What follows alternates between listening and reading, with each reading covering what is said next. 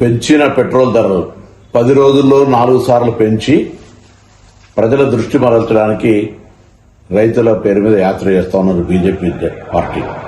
నేను అడుగుతాను స్పష్టంగా, బీజేపీ ధాన్యం కొనుగోలుకు సంబంధించి కేంద్రం బాధ్యత అని చెప్తున్న మీరు తెలంగాణ రాష్ట్రంలో పండుతున్న ధాన్యం ఎంత, మీరు ఇస్తున్న లెవీ గాని బాయిల్డ్ రైస్ ఇస్తున్న కోట ఎంత, అదేవిధంగా ధాన్యానికి సంబంధించిన విషయం లోపల పూర్తిగా తెలంగాణ బాధ్యత తీసుకొని రైతులకు సంబంధించినటువంటి క్వాంటిటీ కేంద్రం కేటాయించిన దానికంటే ఎక్కువ కూడా కొత్త కొనుగోలు చేస్తున్న సందర్భంలో ప్రక్రియ ఇంత సజావుగా సాగుతుంది. అక్కడో ఇక్కడో కొంత లారీలు మీరు పెంచినటువంటి డీజిల్ వల్ల ఇబ్బందులు ఏర్పడుతున్న పరిస్థితుల దృష్ట్యా దాన్ని కూడా రాజకీయం చేసే ప్రయత్నం చేస్తున్నారు. ముందుగా పెంచిన పెట్రోల్ డీజిల్ ధరలు తగ్గించి తెలంగాణలో తిరిగే ప్రయత్నం చేయండి.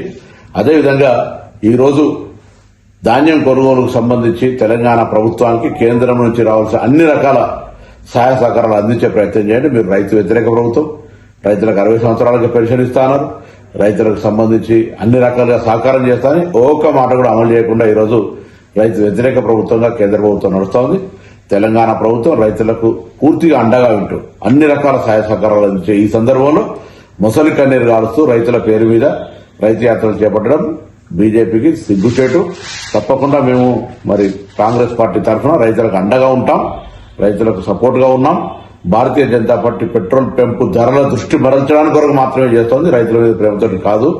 అదేవిధంగా యూరియాకు సంబంధించి కూడా రాబోయే కాలంలో సీరియస్ గా ఈ ప్రభుత్వం, ఎందుకంటే కేంద్రం మాత్రమే తయారు చేయగలుగుతుంది, కేంద్రం మాత్రమే సప్లై చేయాలి కాబట్టి రైతాంగాన్ని ఇబ్బంది పెట్టకుండా కేంద్రంలో మీకు సంబంధించినటువంటి యూరియా విషయంలో కూడా తెలంగాణ ప్రభుత్వానికి అన్యాయం చేయొద్దు, తెలంగాణ రైతులకు అన్యాయం చేయొద్దని సందర్భంగా కోరుతా ఉన్నాను.